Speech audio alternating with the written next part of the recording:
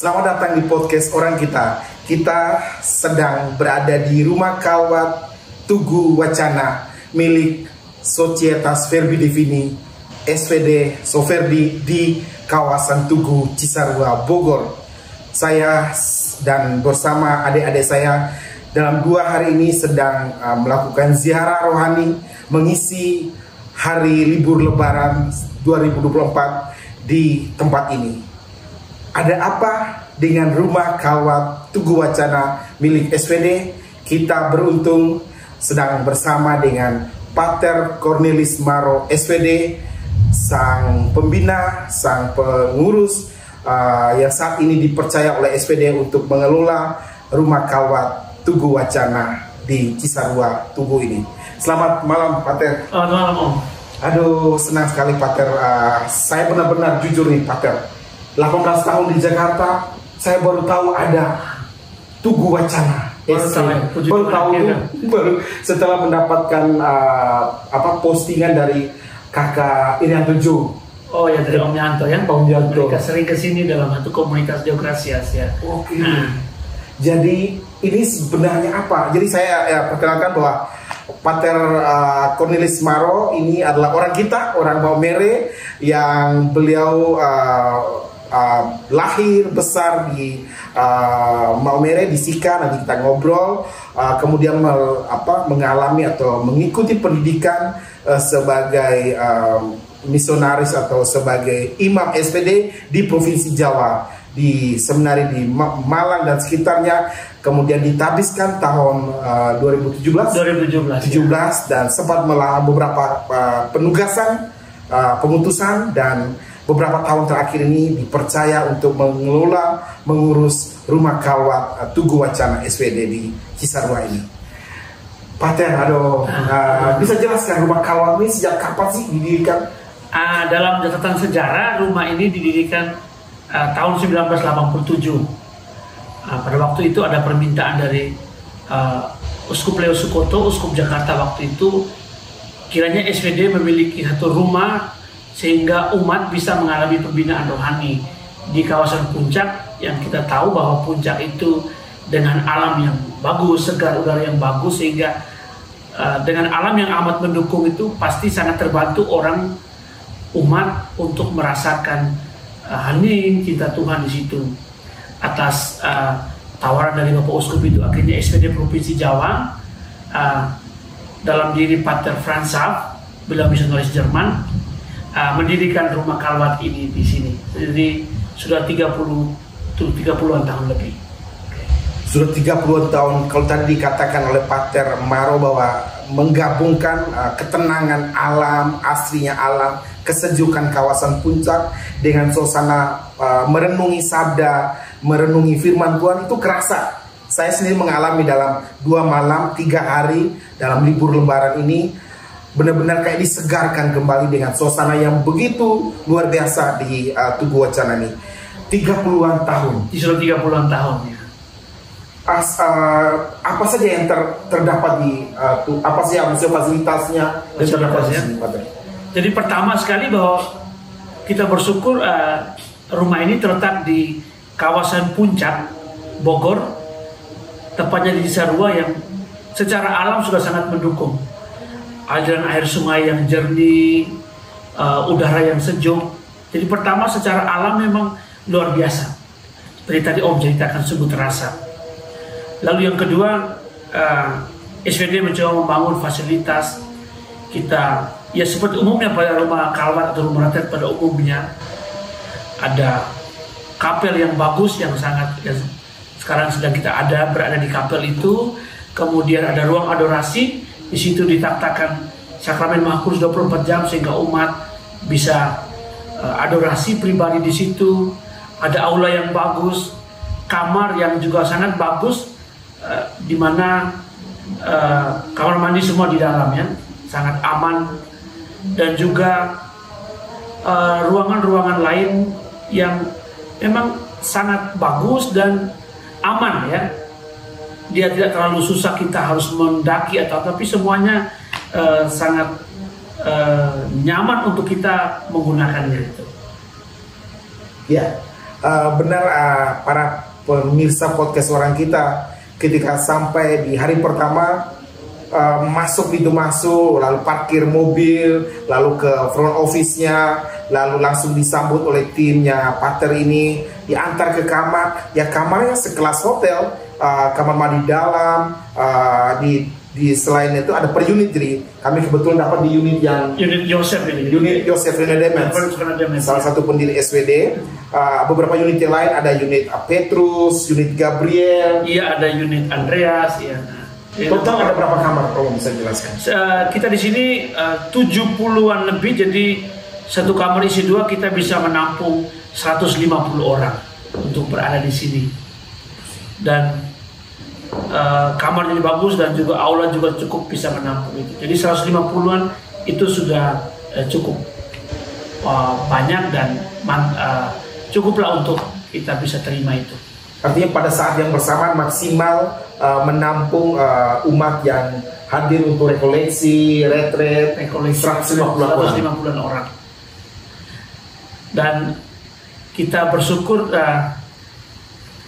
cukup banyak orang ya datang ke sini dan berkunjung ya, dari berbagai kelompok, berbagai komunitas, dan juga sekolah-sekolah juga mereka retret, rekoleksi dan kegiatan-kegiatan rohani. Yang menarik juga Pater, saya ketika pertama kali mendapatkan informasi bahwa biayanya itu termasuk sangat terjangkau, Pater. Artinya ketika satu orang per hari ini misalnya 250.000, itu dapat 3 kali makan ya, kemudian snack 2 kali, dengan segala fasilitas yang dimiliki, apa tidak balik modal? Ya, artinya menurut saya sangat ini murah lah dibandingkan dengan tempat-tempat yang sejenis yang ada di sekitar kawasan Puncak ini, Pater. Ya, dengan pertama memang kita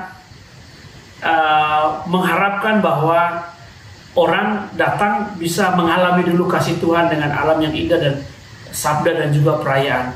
Kemudian dengan harga segitu kelihatannya menjadi sangat murah, tapi memang memaksudkan supaya orang bisa menggunakan rumah ini ya, bisa dengan daya yang kemampuan yang dimiliki, mereka bisa juga merasakan pelayanan rumah ini. Dan puji Tuhan bahwa cukuplah untuk itu, dengan segala pembiayaan sana sini selama ini masih baik, masih aman ya. Bayangkan, kita kadang-kadang malu hati juga, saya selalu bilang, ingat kita nih, saya selalu bilang jangan terlalu berlebihan juga, ini kita bayar murah sekali. Artinya ada kayak kesadaran di kami sebagai umat yang datang untuk kemudian ya tadi dengan kita hanya membayar angka segitu ya, jadi kayak ikut merawat lah, dan jangan bikin aneh-aneh lah. Segitu kok. Karena di sini cukup lengkap ya, ada kebun kopi, ada kolam ikan. Iya. Kemudian juga ada yang menarik bahwa di belakang rumah retret ini ada air terjun ya. Namanya air terjun dalam bahasa Jawa Barat itu curug, curug Batu Cisuren. Saya kira kemana juga ke sana.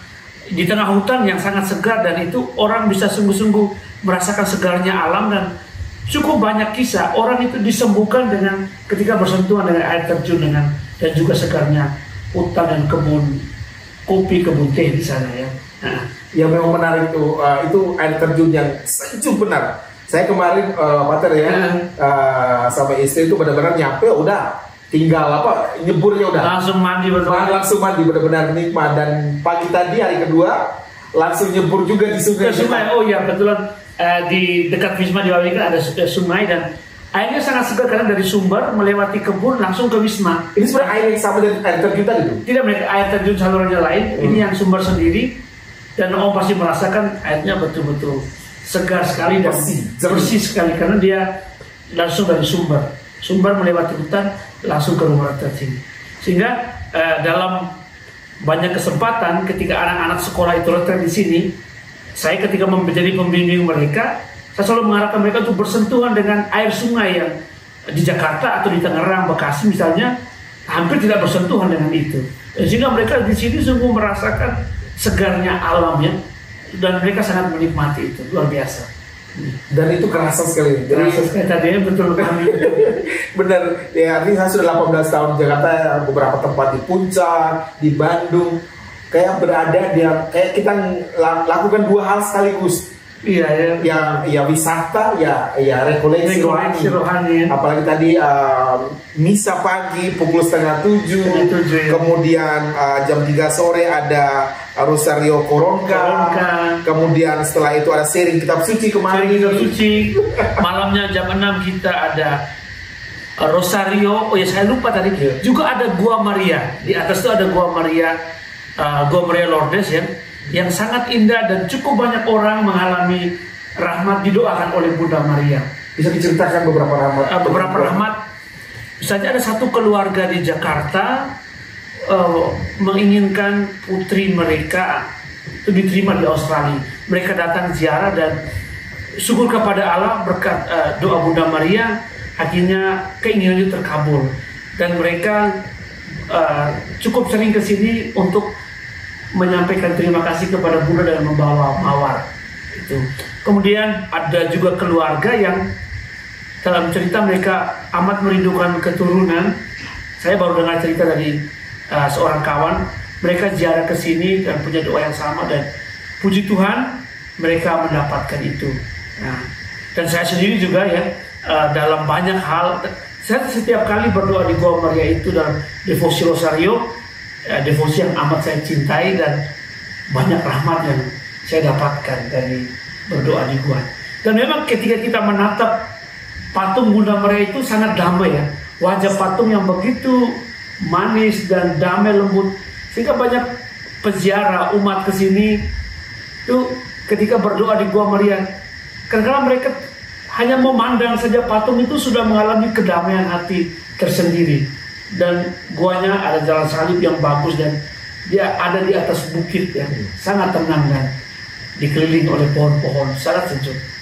Ini benar-benar saya lihat secara konsep landscape-nya, ini benar-benar dirancang dengan baik, Romo, Pater. Artinya saya melihat bahwa ini tidak sekedar ada ya, jadi menyesuaikan kontur alamnya, lalu bangunan-bangunan disesuaikan dengan kondisi. Memang seperti itu ketika dibangun tahun 87. Ya, ketika pada waktu itu ketika Pater Fransa mendirikan tempat ini masih sangat terbatas, tapi beliau misionaris kita yang sungguh sangat mencintai alam, sehingga pohon-pohon dijaga. Oh, yang juga menarik di sini adalah pohon-pohon yang besar ya, yang hingga terasa sekali kesejukan itu dan oksigen yang segar. Jadi kembali ke Pater Fransa, beliau luar biasa sangat mencintai alam, sehingga bangunan pun diusahakan untuk tidak bertentangan dengan kontur alam, sehingga kita melihat bangunan pun mengikuti dengan lekukan bukit dan macam-macam. Lalu dalam perkembangan waktu konfrater datang membangun. Almarhum Pater Yusuf Halim mulai membenahi akhirnya seperti sekarang ini. Dan seperti Om merasakan juga, dan banyak umat juga merasakan bahwa mereka sangat nyaman ya. Bangunan yang ada dipadukan dengan alam, dan itu sungguh mereka sangat menikmatinya. Ya, 30-an tahun, Pater. Bangunan sudah mulai tua-tua, ada beberapa yang mungkin sudah terkelupas warnanya, catnya. Apakah akan ada rencana kayak pemugaran, merapikan kembali? Iya, betul Om ya. Jadi kan jangan sampai rumah retret ini wajahnya tidak bagus sehingga orang menjadi sulit berdoa kan. Jadi sehingga orang menjadi, kadang-kadang kalau suatu fasilitas itu tidak diatur dengan baik, orang akan kesulitan untuk bisa berdoa dengan baik, merasakan kehadiran Tuhan. Maka juga menjadi mimpi kami para Romo di Pater di sini, bagaimana rumah retret ini semakin membenahi diri ya, dalam misalnya sederhana, fasilitas yang rusak diperbaiki, cat yang pudar diperbaiki, diperbaharui. Dan syukur kepada Allah, Tuhan itu memang sungguh luar biasa, amat mencintai rumah ini. Dia mengirim cukup banyak orang yang dengan kebaikannya membantu untuk ini ya pembenahan sana sini. Dan kita juga usahakan supaya rumah ini bersih, rapi dan indah dan nyaman untuk orang datang. Memang kita sekarang sedang merencanakan untuk pembenahan-pembenahan ya seiring dengan kemampuan finansial yang ada, mana yang bisa kita perbaiki sambil kalau sudah ada kita. Tapi mimpi kita adalah biarlah rumah ini bagus, ya bersih, rapi, indah, nyaman, sehingga orang datang tidak tersandung untuk bertemu Tuhan hanya karena rumah yang tidak baik itu. Benar Pater, jadi kamarnya itu benar-benar rapi, bersih ya, standar hotel ya. Artinya semua diatur dengan baik oleh timnya Pater Maro di sini. Dan sejumlah berapa pekerjanya Pater? Mereka di sini ada 19 orang. 19 orang. Dan sungguh luar biasa, mereka betul-betul beragam ya. Ada teman-teman Muslim, teman-teman Katolik, dan mereka dari berbagai daerah ya, dari Nias, dari Kalimantan, dari Sunda sendiri, Jawa, kemudian dari NTT juga. NTT ada ya? Ada NTT juga dari. Kami sangat senang karena apalagi SPD itu sangat kuat dengan interkultural, sehingga kepada mereka pun yang dari berbagai daerah ini juga semangat SPD kita salurkan kepada mereka bahwa kita semua bersaudara ya, Bhinneka Tunggal Ika, dan sungguh luar biasa kan di sini. Jadi rumah Kalwat ini milik provinsial SPD Jawa. Provinsi SPD Jawa ya. Rumah milik provinsi SPD Jawa. Kami SPD Provinsi Jawa punya dua. Yang di Jawa punya dua, yang satu di Pandaan dekat Malang. Di situ namanya Graha Family Leduk, Graha Family Leduk. Sedangkan di sini namanya Tugu Wacana. Nah, Wacana kita tahu itu kan dari bahasa Jawa kuno yang artinya sabda. Ya Wacana ya. Dekat dengan nama kami yang sabda Allah.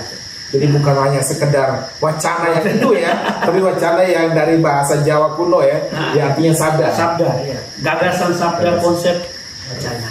Sehingga memang kami di Provinsi Jawa banyak rumah kami namanya Wacana. Di sini tempatnya kan dari Desa Tugu, Tugu Wacana.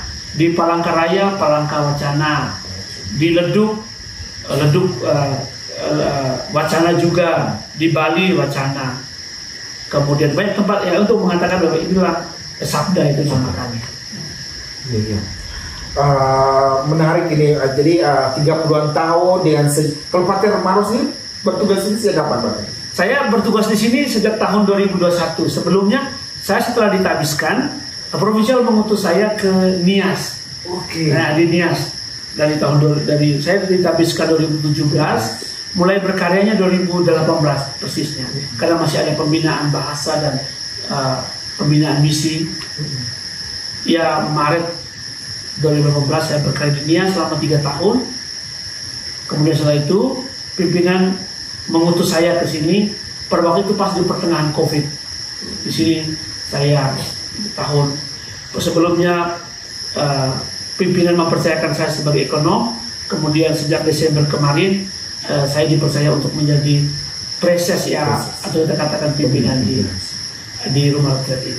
Ada berapa orang pastor selain di sini? Kami bertiga yang selalu siap sedia melayani. Yang menarik di sini adalah ada imamnya.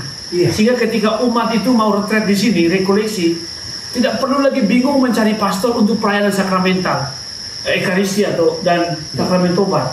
Sehingga kalau ke Tugu Wacana itu tidak perlu lagi bingung cari imam, karena di sini sudah ada 3 imam. Sehingga teman-teman KEP itu misalnya suka ke sini karena misalnya romo paroki berhalangan karena pelayanan paroki, di sini ada imam. Itu sungguh juga berkat dari rumah ini. Ada tenaga imam yang siap sedia melayani. Itu yang menarik Pak. Jadi dan Pak itu benar-benar ya 24 jam. Ya ada bersama kami yang makan pagi bareng-bareng, misa pagi, lalu nanti kemudian rekoleksi, benar-benar 24 jam bersama peziarah yang datang ke sini.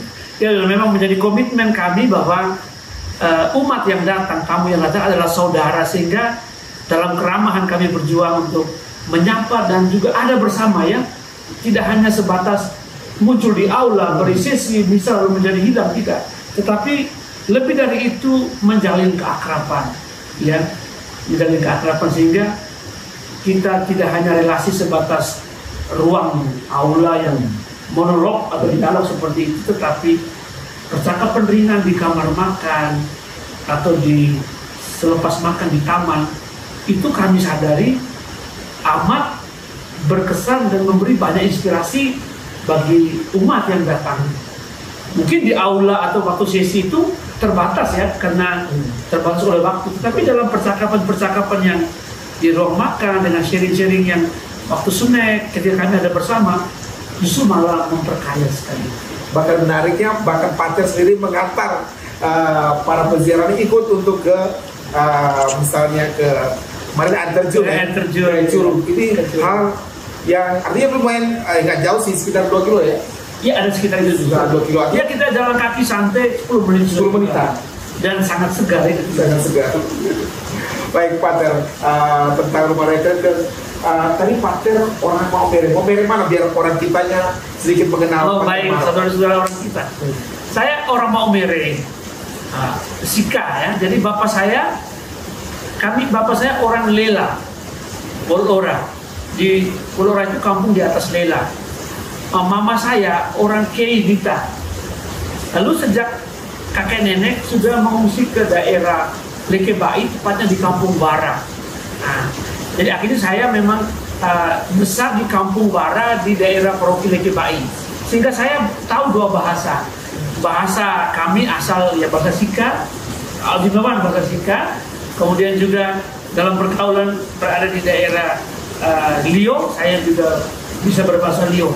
Dan saya sangat bersyukur sejak kecil sudah memiliki kemampuan 2 bahasa, sehingga puji Tuhan berada di tempat baru saya tidak terlalu kesulitan untuk belajar bahasa. Itu saya sungguh bersyukur, diuntungkan dengan situasi kecil itu. Jadi bagaimana waktu kecil itu kalau di rumah ngomong bahasa Sika, keluar dari rumah bahasa Lio, sehingga betul-betul dan waktu itu tidak kesulitan. Pokoknya kalau ketemu ini bahasa Sika, ketemu keluarga ini bahasa Lio, dan ya berjalan begitu saja, dan membekas atau memberi efek baik pada saya. Kemampuan belajar bahasa baru untuk saya tidak terlalu kesulitan. Kemudian ke Jawa, bahasa Jawa. Bahasa Jawa sejak tahun 2004 di Jawa. Jawa saya 2004 sampai 2017 ya, sampai tadi. Ke Nias belajar bahasa Nias. Nias belajar bahasa Nias. Puji Tuhan di Nias 3 tahun dan sampai bisa berkhutbah dalam bahasa Nias, berkata-kata tidak dalam bahasa Nias. Di bahasa Toki di Tuhan kedua di Nias. Pater, untuk kita kembali soal rumah kawat ini, jenis pelayanan artinya kelompok-kelompok seperti apakah yang boleh datang kemari? Apakah anak sekolah saja kah, atau rumah seperti apa yang bisa rumah kawat ini menerima? Seperti apa? Baik, rumah kawat ini menerima semua umat yang datang untuk merasakan pengalaman rohani. Selama ini cukup banyak ya. Yang kecil misalnya ziarah keluarga atau nyepi pribadi cukup banyak. Jadi ada 1-2 keluarga atau kan pribadi datang, Pater saya agak pusing dengan pekerjaan dan segala macam, saya mau hening. Selamat datang. Ada ruangan sendiri yang walaupun ada tamu lain tetap dia pertama. Jadi secara pribadi oke. Kemudian itu kita katakan retret pribadi ya, atau nyepi rohani, katakan demikian.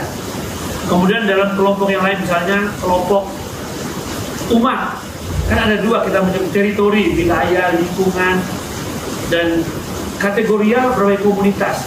Dan ini bisa berbagai jenis, bisa langsung pulang hari. Jadi datang pagi, rekoleksi, misa, games, itu langsung pulang. Itu yang pulang hari. Atau yang rekoleksi semalam, atau yang retret 3 hari dan lebihnya. Jadi pokoknya semua umat yang mau mengalami pengalaman rohani di luar atmosfer kami ya. Kemudian juga kaum biarawan-biarawati, para romo, suster, bunda klater juga selalu menggunakan rumah ini. Jadi memang kita amat terbuka siapa yang mau merasakan segaya pengalaman iman di sini ya, alam yang indah, ya kita sangat menerima. Bahkan kami dengar teman-teman kita yang Protestan pun sempat. Iya, teman-teman Protestan juga datang, teman-teman dari gereja DKI. Misalnya mereka datang untuk retret keluarga. Jadi dan itu kalau untuk umat, juga untuk retret anak sekolah, dan ini puji Tuhan cukup diminati. Berbagai sekolah yang di Jabodetabek ini itu kalau sudah mulai bulan September, puji Tuhan cukup pada sampai Desember, dan juga Januari sampai April. Selain itu kita juga punya acara dari dari rumah ini. Jadi setahun itu kita menawarkan 5 acara. Jadi pertama retret Triduum Paskah dari Kamis Putih sampai Minggu Paskah. Itu. Ini 2 tahun ketiga kita membuat. Lalu yang kedua, mengisi bulan Maria, kita membuat kegiatan namanya Semalam Bersama Bunda. Itu dimulai dari, jadi Jumat malam orang sudah boleh naik, atau pas Sabtu pagi-pagi menghindari macet. Lalu sampai Minggu pagi, itu dengan berbicara tentang Bunda Maria dalam berbagai tema, lalu doa ibarat agung dan perarakan, sangat bagus. Yang ketiga, retret Pentakosta. Itu tentu pada hari Pentakosta. Yang keempat, rekoleksi Rosario pada bulan 10. Dan terakhir adalah kegiatan Sukacita Natal dari 23 malam sampai 25 siang. Jadi setahun kita menawarkan 5 kegiatan. Tahun ini karena Pentakosta itu mepet dengan acara Maria, akhirnya menjadi 4 acara Pentakosta kita tidak mengadakan.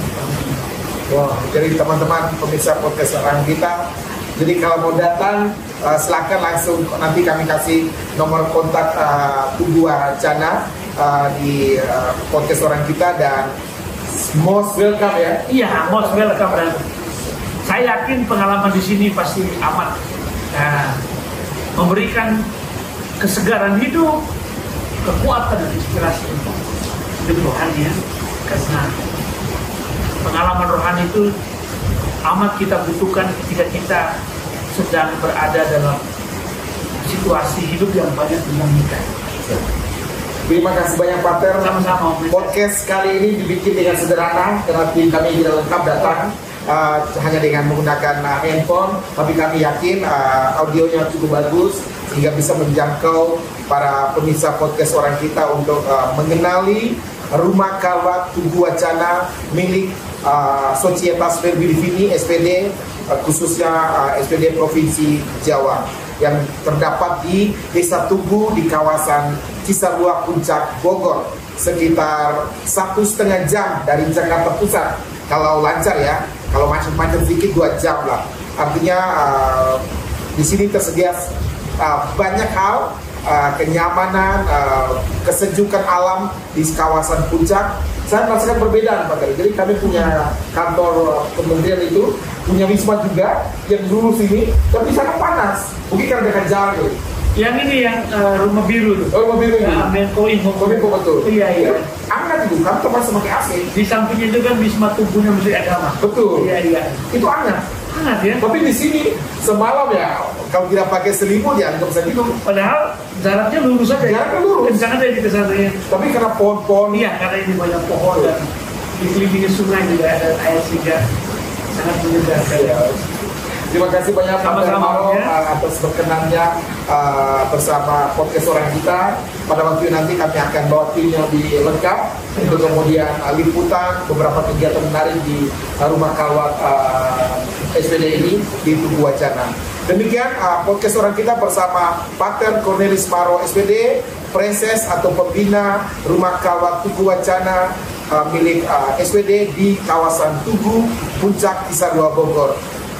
Kami ucapkan semoga dengan tayangan ini teman-teman yang rindu akan Tuhan, rindu untuk mendengarkan firman, merenungkan firman di tengah alam yang sejuk, bisa datang dan bermalam di sini 1-2 hari, kemudian kembali ke tengah rutinitas dengan semangat baru seperti yang saya dan tim rasakan. Demikian, terima kasih, salam manis untuk Lomba Murah tercinta.